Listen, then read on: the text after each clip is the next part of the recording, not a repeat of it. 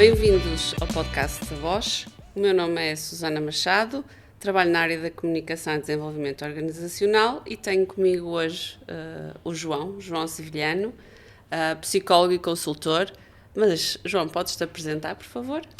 Posso, como tu gosto, estou aqui convosco. Eu sou o João Sevilhano, sou um pechito, quer dizer que sou de Sesimbra, e formei-me como psicólogo, é verdade, e desde então tenho trabalhado na interseção entre a área clínica e o mundo empresarial.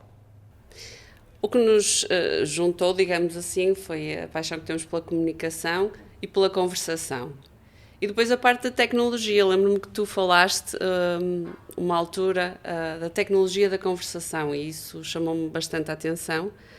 Queres explicar um bocadinho essa tua ideia da tecnologia da conversação? Sim,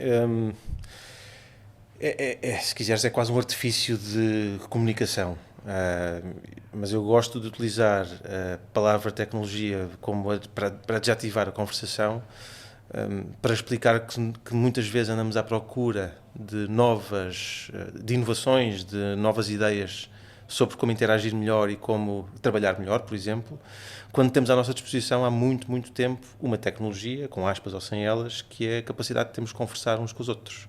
E como eu gosto dessa área e acredito que o trabalho que faço contribui para melhorar a qualidade das conversações, melhorando essa capacidade de utilizar essa tecnologia, podemos melhorar a capacidade das equipas de atingir resultados, das organizações idem, e das pessoas se sentirem mais satisfeitas com o que estão a fazer. E para ti a tecnologia, em conjunto com a conversação, vem antes e depois da inteligência artificial? Sim. É verdade que a palavra conversação tem ganho um novo alcance com a entrada massificada da inteligência artificial, como nós a conhecemos agora, hoje, sobretudo os grandes modelos de linguagem, porque tem um formato precisamente conversacional. Agora, a conversação surge é muito mais antiga do que isto, não é? E a tecnologia muitas vezes é considerada quase como um oposto à conversação, que é considerada uma versão analógica de comunicação, ou uma extensão desta versão analógica da comunicação. Mas eu diria que sim, que a ideia da tecnologia, da conversação como tecnologia, extrapola muito a inteligência artificial, mas está lá incluída também, sim. E se falarmos da conversação com a inteligência artificial, isto é realmente uma ferramenta poderosa? É uma ferramenta que tem um potencial enorme, parece-me. Eu não sei se nós estamos a saber desde já, e salvo erro, as versões públicas do ChatGPT e depois das outras plataformas que foram lançadas neste último ano, um ano e pouco. E logo desde o início tenho algumas dúvidas de que sabemos se estaremos a utilizar bem estas ferramentas. Mais uma vez, repito-me, creio que tem um enorme potencial. Mas parece-me que estamos, porventura, a subcontratar em demasia algumas capacidades e competências que nós temos e devíamos desenvolver e continuar a desenvolver neste tipo de instrumentos que ainda não estão preparados para fazer isso e não sei se alguma vez estarão. Portanto, tenho dúvidas. Quando dizes que não estão preparados, é na parte mais humana, digamos assim, da conversação? Eu diria que sim. E sobretudo de capacidades que nós temos, que eu acredito que são humanas, mas por outro lado também andamos a esforçar-nos para as poder substituir por máquinas, como a capacidade de análise, o pensamento e o raciocínio crítico, sem entrar ainda sequer noutros campos como a intuição ou as emoções. Eu creio que estas máquinas não estão preparadas para isso. Estas máquinas funcionam de uma forma preditiva e probabilística. Elas, para já, procuram prever com muita exatidão e com uma grande capacidade de computação, para não lhe chamar raciocínio, para não estar a humanizar a máquina, para já, a palavra que vai ficar melhor a seguir à outra, uma a seguir à outra. O que eu creio que as pessoas que estão a produzir este tipo de tecnologias o grande patamar que conseguiram subir foi de nos deixar com uma impressão de que estes sistemas são muito bons a convencer-nos que são muito parecidos connosco. Acho que essa é a principal conquista destas últimas versões. Isto tem ficado melhores com cada versão nova que é lançada nos últimos ano e meio, 2 anos, são muito boas a convencer-nos que são muito parecidas connosco. Acho que eles são muito bons nisso. No resto tenho algumas dúvidas. E antevês aí algum tipo de perigo no facto de eles nos convencerem de que realmente são como nós? Porque a questão acaba por ser até onde é que eles são como nós, até onde é que nos vão substituir e o que é que nós, enquanto humanos, mantemos da conversação e que eles não nos podem substituir. Qual é a tua opinião? Eu não sei tudo, tenho algumas opiniões, como tu dizes, sobre isto. Eu julgo que a capacidade de conversação, que estas máquinas vão ser capazes de nos substituir em algumas tarefas práticas. E já existem exemplos disso. Vão ser muito bem-vindas a retirar-nos de, falando depressa e bem, coisas chatas que nós temos que fazer. Coisas burocráticas. Vão-nos ajudar a planear a parte logística burocrática de planear umas férias ou planear um jantar com amigos. Acho que vão ser, e já estão a ser capazes de fazer coisas desse género. O que me preocupa mais é perceber que elas também estão a ser utilizadas como substituto da nossa capacidade de reflexão, por exemplo. Quando nós, como eu dizia há pouco, subcontratamos este tipo de capacidades em máquinas deste género, estamos a diminuir as nossas próprias capacidades. E essa é a parte que me preocupa. Por outro lado, voltando ao início da tua pergunta, como estas máquinas, acredito eu, que são muito boas a convencer-nos que são parecidas connosco, elas vão se aliar a um efeito que tem sido observado nos últimos tempos, que é a nossa maior incapacidade de distinguir o que é, falando em bom português, tretas de verdade. Não é necessariamente mentira de verdade, são tretas de verdade. E estas máquinas são muito boas a dizer tretas. Ela está a convencer-nos de que o que estão a dizer faz sentido. Em inglês eu acho que funciona melhor do que em português. O bullshit é melhor do que as tretas. E como me parece, a investigação mostra que nós estamos, no geral, com menos capacidade para distinguir tretas do que não são tretas, estas máquinas chegam quase no momento perfeito, em que nós estamos, desse ponto de vista, aparentemente um pouco mais fragilizados e aparecem de repente uns sistemas que são muito bons a fazer-nos crer que o que estão a dizer é verdade, quando na verdade podem ser tretas. Mesmo não sejam mal intencionadas. Isso já é outra linha de conversa. Isso leva-me a outra questão que é aquilo que eles estão a dizer que são tretas e disseste, não quer dizer que seja mentira, mas podem ser tretas. Aqui levanta-se também uma questão que é, nós quando damos indicação a um chatbot, ou seja o que for, para nos dar algum tipo de informação, nós basicamente não sabemos quais são as fontes de informação. Certo. Não é? E aí põe-se também a questão, qual será a veracidade da informação e põe em causa também potenciais profissões de futuro e etc. Como é que tu vês aí essa questão, até mais da veracidade do que é posto em conversa aqui? Certo. Eu não sendo especialista na área, tenho acompanhado minimamente, ou melhor, se calhar mais do que minimamente, e parece-me que existe alguma preocupação em fazer acompanhar os avanços tecnológicos destes sistemas, as suas capacidades, com avanços também no sentido ético, no sentido de, como tu referias, de garantir que a informação destas máquinas vão aprender, salvo seja, vão adquirir informação, são não só fidedignas como rigorosas, mas por outro lado há também preocupações em relação à discriminação e à igualdade e à equidade de acesso à informação. Sabemos que já existem preconceitos que estão programados entre as próprias máquinas, porque são as pessoas que as programam e as pessoas são preconceituosas por natureza. Há questões éticas também relacionadas com este ponto de conversa que nós estamos a ter. Como te dizia, não sou especialista na área, mas parece-me que não estamos a investir ainda tanto nesta dimensão, vou chamar mais ética, deste tipo de ferramentas, e não estamos a conseguir fazer acompanhar esse investimento com o investimento a fazê-las progredir do ponto de vista técnico e tecnológico.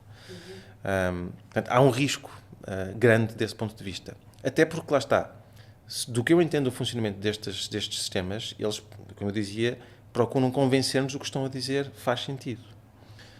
Faz sentido, é verdade.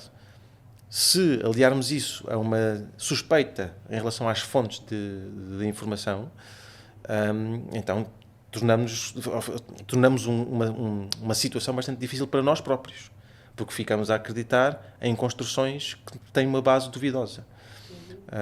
Agora, não sei como é que se faz, não sei qual é a solução. Parece-me que é importante olharmos para isto e da mesma forma que estamos a injetar muito dinheiro, a investir muito dinheiro no desenvolvimento técnico e científico, é importante também investir, não sei se a mesma quantidade, se calhar não seria comportável, mas algum aumento de investimento para garantir que estas máquinas estão não nos estão a fazer mal. Uhum. Voltando agora aos humanos, não é? O que é que fica que a inteligência artificial não nos pode substituir? Tu há bocado estavas a dizer que estávamos, de certa forma, não gosto da palavra degradar, mas estávamos a degradar as nossas capacidades a nível de inteligência e análise. Receias por esse facto, pelo que aí vem o impacto que tenha a inteligência artificial nas conversações dos humanos? Muito. Confesso-te que bastante. Vou contar uma pequena anedota que está num artigo que escrevi há uns tempos sobre o tema, e a anedota real foi muito pouco tempo depois de a primeira versão pública do ChatGPT ter sido lançada. Eu lembro-me de estar no LinkedIn e de ver um vídeo supostamente de um engenheiro informático ou de alguém especialista na área de informática, e o vídeo era um vídeo curtinho que mostrava em que esta pessoa relatava as experiências que tinha tido muito recentes com esta nova ferramenta. E ele começou por dizer, ela salvo erro, era também professor era responsável por uma cadeira numa universidade, e começou a perguntar ao sistema como é que ele poderia organizar melhor os turnos ou os horários dos professores e dos colegas, etc., ou os trabalhos dos alunos, alguma coisa assim do género, e tinha ficado muito impressionado com os resultados. Depois daí passou para perguntar ao sistema como é que poderia refinar e melhorar o sistema de avaliação de alguns projetos que tinha com os seus alunos, e depois daí entusiasmou-se, pelos vistos, com a qualidade das respostas, e perguntou ao sistema como é que ele poderia melhorar a sua capacidade de liderança enquanto responsável por essa cadeira. E o que me impressionou na resposta que ele deu ou do que ele contou dessa última experiência, foi alguém que supostamente é da área de tecnologia de informação, de engenharia informática, que devia ter uma noção mínima de como é que este tipo de mecanismo funciona. Entra por um registro que me parece muito mais perigoso, que é: esta máquina conhece mesmo muito bem. Não conhece. Não era possível sequer conhecer esta pessoa bem. Não quer dizer que esta pessoa não tenha informação disponível na internet em que esta máquina não tenha aprendido de alguma forma, ou armazenado, e ser capaz de calcular alguma resposta que fosse mesmo ao encontro do que esta pessoa estava a perguntar. Mas é esta passagem de ajuda-me a organizar horários para diz-me como é que eu devo ser melhor líder da minha equipa, e ficar convencido com essa última resposta, da mesma forma como se ficou da primeira resposta à primeira pergunta, é essa passagem que a mim me preocupa, porque são perguntas radicalmente diferentes sobre temas e dimensões muito diferentes. E eu acredito que é importante sabermos desconfiar mais de respostas a perguntas deste último género: como é que eu posso melhorar, como é que eu posso desenvolver-me, como é que eu posso ser melhor pessoa,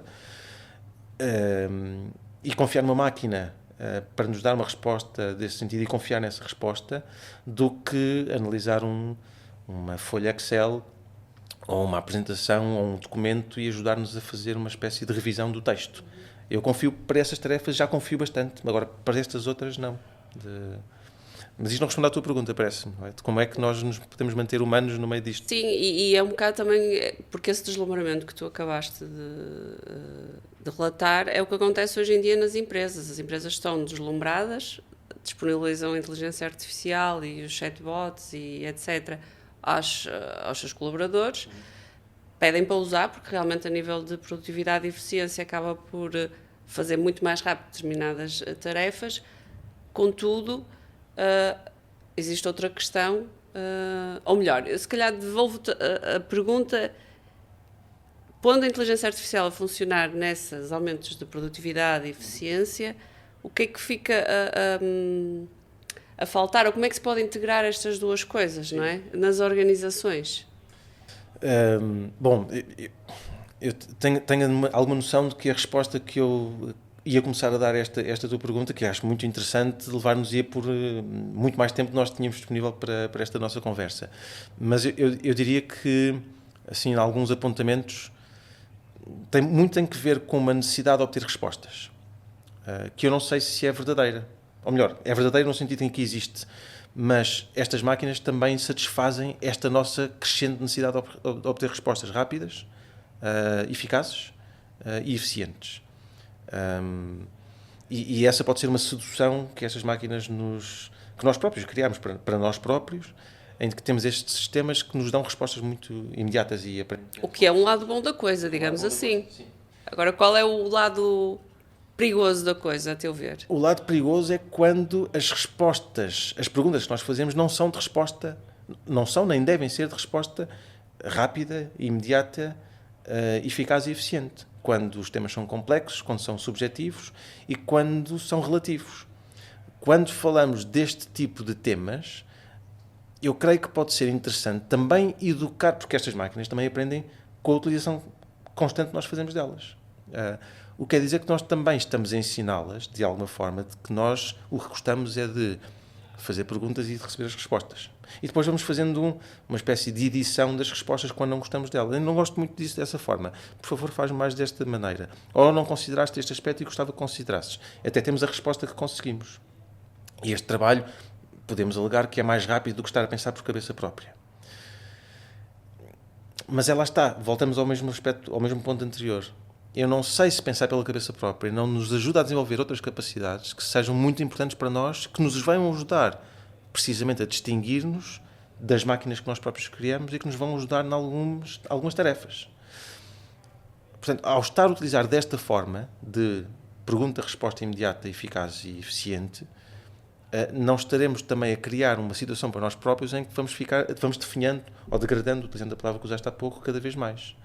Portanto, eu diria que podemos também ensinar estas máquinas a ajudar-nos a pensar. Em vez de, por exemplo, fazermos perguntas à espera de respostas, podemos pedir-lhes que elas nos façam perguntas para nos ajudar a pensar sobre determinado tema.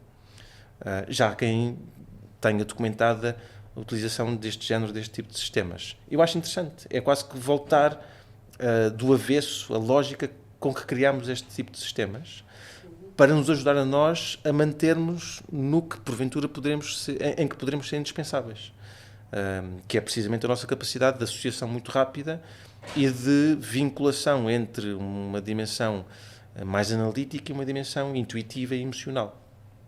Eu quero acreditar que isto não vai ser substituído, embora já tenha do outro lado da barricada quem tenha um pensamento mais tecnológico ou tecnólogos que digam que não, nós vamos chegar lá. Só precisamos de perceber como é que vamos decifrar este mistério da consciência e um dia vamos conseguir replicar tecnologicamente a forma como nós, seres humanos, funcionamos.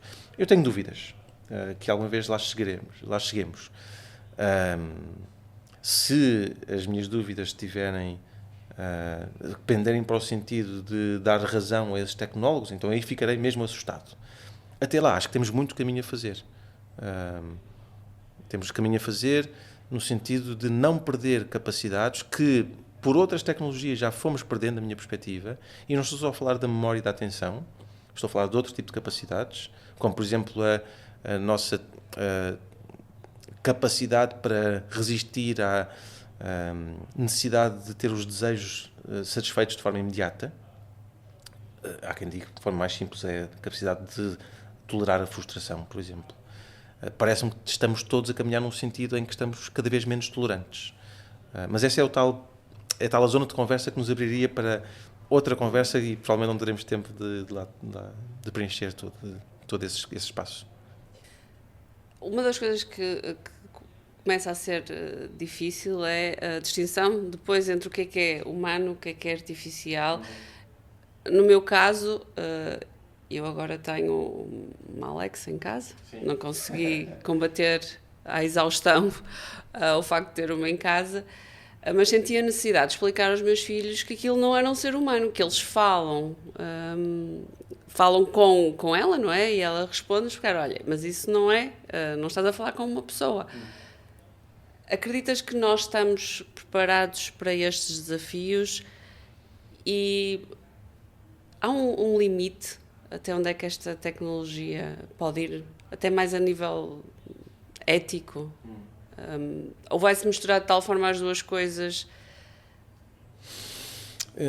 Não, a resposta honesta é não sei. Não sei mesmo. Eu aí volto a um ponto anterior que eu creio que é, não só neste campo, mas noutros campos, creio que é mesmo urgente voltarmos a investir noutro tipo de áreas que não apenas a tecnologia. Vou dar um pequeno exemplo. Nas últimas décadas têm crescido muito as áreas STEM, não é? Ciência, tecnologia, engenharia e matemática. Quer em termos de educação, quer em termos de acesso ao mercado, de vagas disponíveis de emprego e tudo mais. E de dinheiro, mais uma vez, investido neste tipo de áreas. Ao contrário, há muitas décadas que as áreas ditas das humanidades estão em decréscimo. Há muito escrito sobre isto. Eu creio que este é um erro que nós estamos a fazer. Eu creio que para mitigar alguns desses riscos que estás a antecipar, ou que já estás a viver, há que voltar a investir, de uma forma mais geral, também nestas áreas. Na ética, na filosofia. Às vezes parece-me que estamos a evoluir do ponto de vista científico e tecnológico de forma muito rápida e não estamos a conseguir acompanhar do ponto de vista conceptual, simbólico até. É quase como que se não tivéssemos palavras ou conceitos para lidar com algumas destas perguntas como esta que tu acabaste de fazer. E parece-me que, talvez seja a ser muito injusto, e já existam pessoas que estão a pensar a sério sobre estas coisas, mas não têm o mesmo mediatismo, não têm a mesma valorização, parece-me. E se não conseguimos arranjar forma de equilibrar um pouco mais estas duas dimensões, então o risco de haver grandes confusões é grande, parece-me. Isto é uma resposta assim um bocadinho mais redonda e mais abrangente. Na prática e no concreto, é não subcontratarmos as tais capacidades que eu referi há pouco a este tipo de sistemas. A nossa capacidade de pensamento crítico, a nossa capacidade de reflexão e questionamento, a nossa capacidade de adiar uma satisfação imediata e tendo uma resposta também imediata para encontrar uma resposta que, em vez de eficaz e eficiente, seja correta, ou mais correta, ou seja mais ética no sentido de respeito por os interesses próprios, os interesses dos outros, os interesses do sistema. E para isso custa. Custa no sentido de custa energia, implica esforço. Se continuarmos a depositar neste tipo de sistemas ou neste tipo de tecnologia a ambição de elas vão ficar com tudo o que implica esforço e nós ficamos com o tempo para fazer tudo o que nós quisermos, estamos a cometer o mesmo tipo de erro que já vamos cometendo de forma cíclica desde há muito tempo esta parte. Nos anos 50 dizia-se que agora íamos trabalhar metade do tempo que estamos a trabalhar. Não está a acontecer. E agora estamos a dizer que daqui a 5, 10 anos vai acontecer o mesmo. Tenho algumas dúvidas. Se o padrão se repetir, vamos encontrar outras maneiras para nos entretermos, salvo seja, aqui com um tom muito pejorativo, e se continuarmos por este caminho, estamos também a reduzir as nossas próprias capacidades. Parece que estou a repetir-me, mas talvez seja mesmo para reiterar esta ideia de que considero importante. Voltando à conversação e pensando na parte humana da conversação, eu tenho muita dificuldade em imaginar como é que a inteligência artificial, neste momento eu vejo muito associada aos chatbots e etc., que são muito úteis, nos vão substituir a nível de emoções. Há tantas esferas na conversação humana. Como é que eles nos vão substituir em emoções, no nosso raciocínio? E eu gostava de perceber qual é a tua visão, a nível mais até das organizações, como é que estas duas coisas se podem organizar, e estamos aqui a falar no espaço de 1, 2, 3 anos, porque as conversações, não é? Para equipas, as conversações têm que se manter. Não pode ser tudo através de máquinas. Não é? Como é que tu vês esta integração a acontecer? Está aí no sentido certo? As empresas estão a fazer o suficiente para manter ativa a conversação a parte humana da conversação, ou estão mesmo na expectativa de que venha tudo a ser substituído? E já estamos muito a trabalhar em máquinas. Não tenho certeza absoluta, nem tenho acesso assim, a investigação sobre o tema, mas a sensação que tenho da minha experiência e do meu contacto é que não estamos a fazer o suficiente para manter ou até aumentar os níveis e a qualidade das conversações que existem dentro das nossas organizações.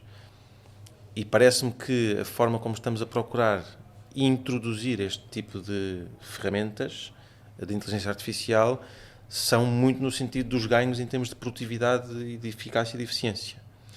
Supostamente, ou em teoria, isso libertará os humanos, as pessoas, para se dedicarem a pensamento estratégico,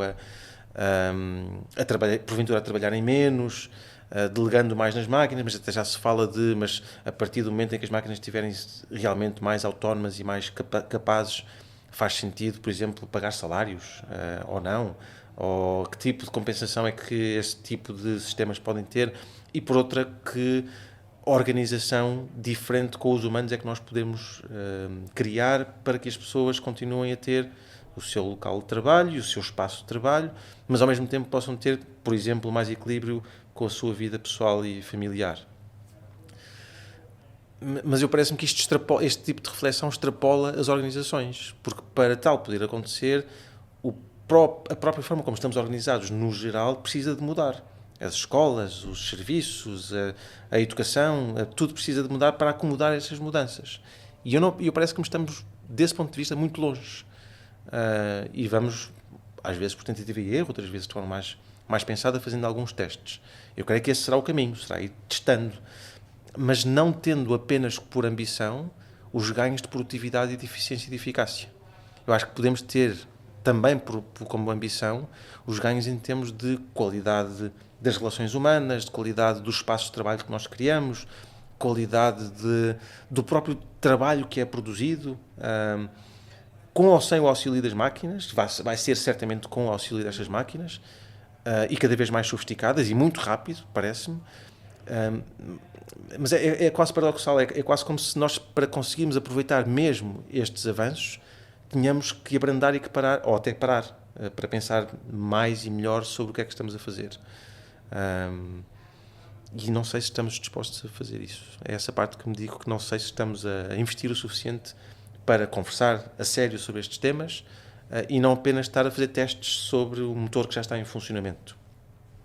Tenho dúvida. E não estamos a fazer o suficiente, provavelmente a nível de empresas e também individualmente, não é? Não estamos a refletir o suficiente sobre aquilo que fica e que é a conversação. E que é isto que nós estivemos agora aqui a fazer, e que vive muito também daquilo que é o contacto, a interação, a emoção, a empatia, e ficamos com a questão se isto um dia vai ser substituído pela inteligência artificial ou não. Talvez estejamos aqui daqui a uns anos a falar sobre isso. João, muito obrigada por esta conversa, por este bocadinho sobre inteligência artificial, os desafios que nos traz à conversação e aquilo que é a comunicação, não só nas organizações, mas também a nível individual e também a nível da sociedade. Foi um gosto. Obrigada, João. Obrigada a quem nos viu, e não se esqueçam, sigam-nos nas redes sociais.